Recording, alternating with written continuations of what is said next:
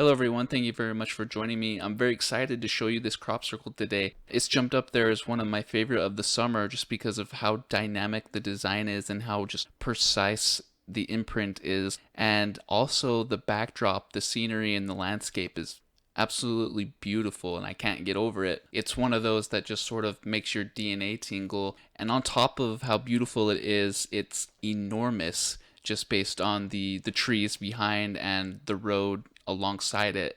And the symbolism found in this crop circle is very unique and special, just like they usually are. But to me, it represents a Mandala flower. It's just the representation of all life in the universe and also represents spiritual growth and enlightenment, which is a very significant message at this time. And you can just feel the activations flowing through this formation. So I hope you enjoy that, and I would like to know what your thoughts are on this formation, and also if you guys could give this video a like and maybe share it in some places. It would really help these crop circles get the exposure and the attention that they deserve, because sometimes I feel like crop circles are a forgotten phenomenon and deserve much more attention than they get. Thank you very much.